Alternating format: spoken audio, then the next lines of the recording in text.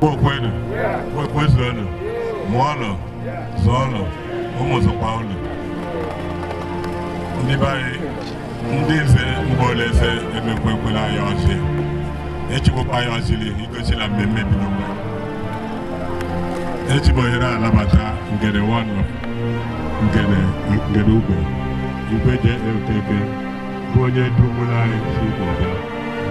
Ngene wano, ngene yawo. Never elected obodo ayote ndika biko onje dapa nke one ahugwe mma ya biko ebe chukwu mere ebere onye ala Igbo na-edelebe ezali edela ya ka ozili adịrọla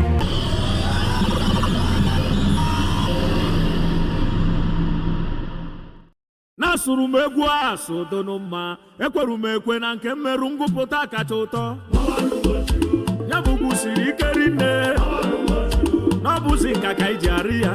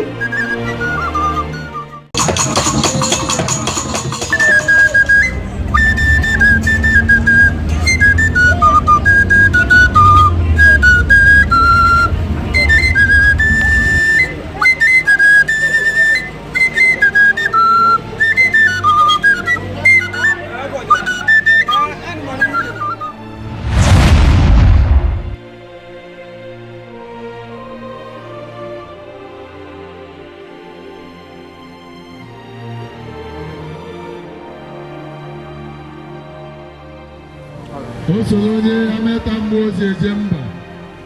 You are highly welcome.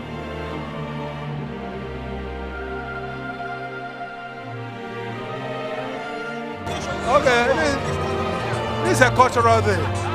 It has a lot to do with the Ikeji festival, and that is a time we celebrate the New Yam festival. And after this, everybody has the opportunity or the right to suffer with the New Year.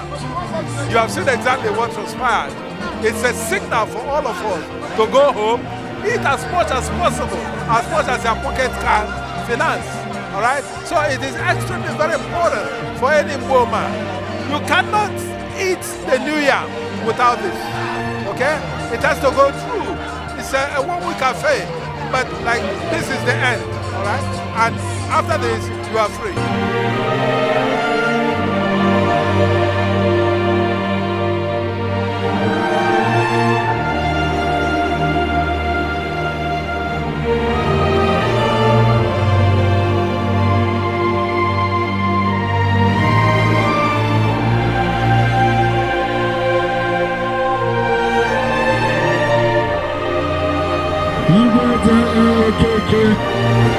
You are highly welcome.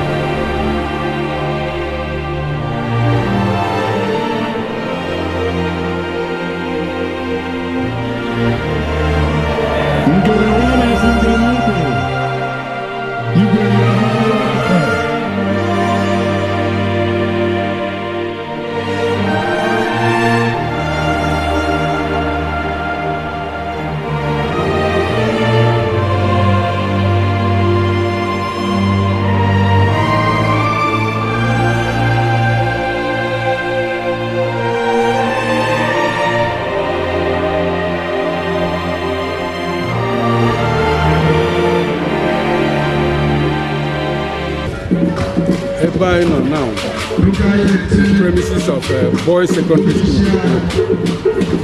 And the Eputolage in Oleba Tabu, our annual cultural day. It takes place every year. Okay, this year. In a nutshell, that's what used to climax the festival of our New Yam festival. Used to climax it. Make another cultural day like this. Man, I'm making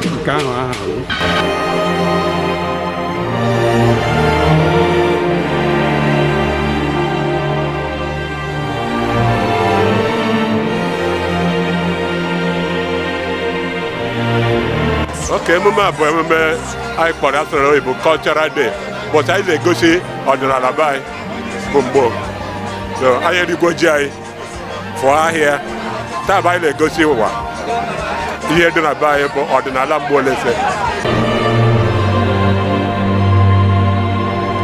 Igwe Gregory Ituma Yanalolo, His Royal Highness, Anasege No knows all detail.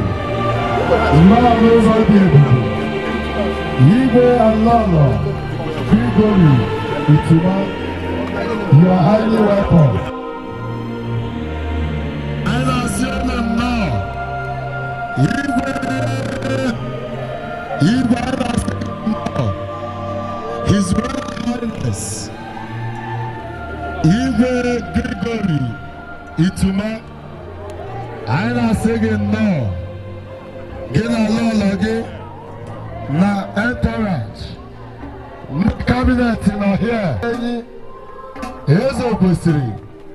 I say no. His Royal Highness, I na say no. No knows all detail. No knows all detail.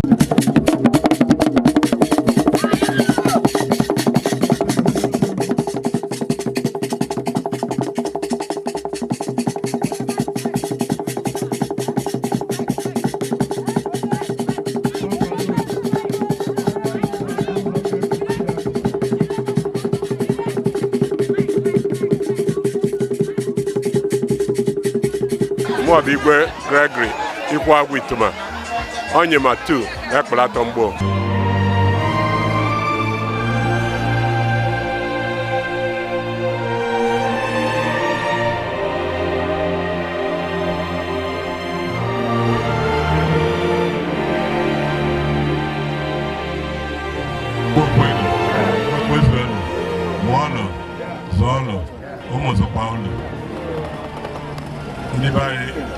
Ndị nze Mgbo Olese emekwekwela ya ọchị echibụkwa ya ọchị igosila mmemme bidokwe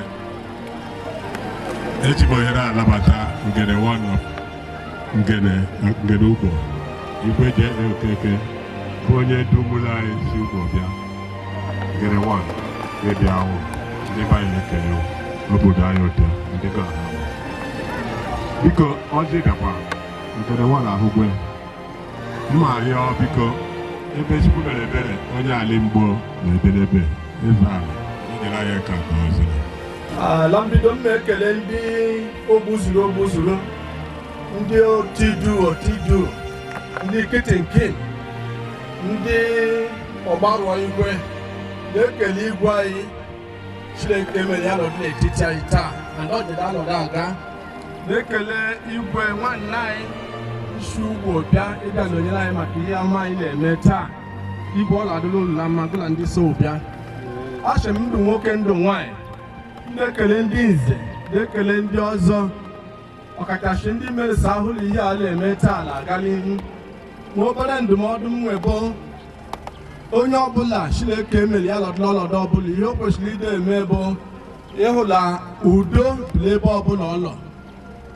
Aisha onye na-ewetekwa ọgbaghara Chineke kpakọtara ya onye ihe anyị chọbịa ebe bụ ihe ọma ụlọ ahụgolu ụmụnna anyị siri ugbo ebe tele ka chọrọ anyị bịa mmekọrịta nwanne na nwanne nwe onye na nwele kparịchara ụka ha ji oyi m wee dachi na ọ ga-adịlụ nwoke mma dịlụ nwaanyị mma ọ na-adịla ala Mgbo Olese mma dịlụ ụmụ Mgbo Olese ebe ọbụla ha lọ ma ndị lọrọ ụzọ ije ma ndị lọrọ emu ha ọ na-adịlụ ha na mma nke ọbụla onye na-emejede agaghị aga ka ọma chukwu abịa ma anyị na-ebe ka ụtọ a lekwa obodo anyị a aisha ọkụ mmadụ usu ilu adụ ngwele obodo a ọkụ ladụla mgbe oburu ọkụ mmadụ tilu oji eshi nne ọ na-erili ibe ele ọkụ eji ahụ ụzọ ihe kpọkọrọ anyị ncha niile taa bụ anyị na-eme iri ji anyị na Mgbowo taa ị na-anya na mbara ezi ebe anyị nọ taa bụ na Boys Secondary School Mgbowo ndị niile juru ebe a bụ Mgbowo ese ka onye ọbụla ga-eji mata bụ ezi ọha ma ezi obodo ma iyi ma ime ama ma ameta ọ ndị a bụ ndị Mgbowo ese ahụ ọ na-abịa ịpụ ọ n'ezi naanị Mgbowo ese na Mgbowo ese ọ anyị ncha niile juru ebe a imepe ịwa ji anyị afa m bụ Joy obi bụ m sọsọ aṅụrị ọ dị m ka a ga-emegide ha till 2 weeks time oge ọzọ a ga-eme imeghere ijiji aga m asị ha mee ya ka eme ụdị 2 weeks ka mere ndị na-arụ ọrụ bekee ha kacha ha nata aga m ewepụta ego a ga-eji wee sponsọ ya ụbọchị nke taa atọ ka I'm very very happy.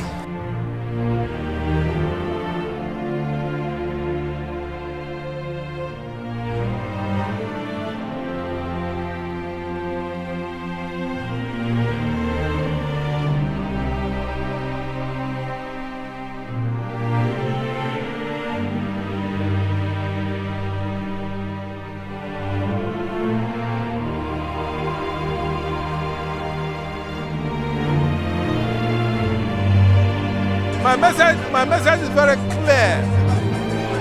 We need peace, and we need it almost immediately and on a consistent note.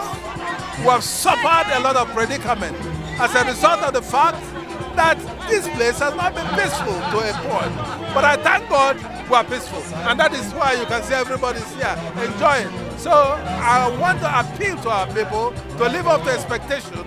They have to be peaceful, they have to be loving, they have to be their brother's keeper. And I believe the good Lord will hear our prayer.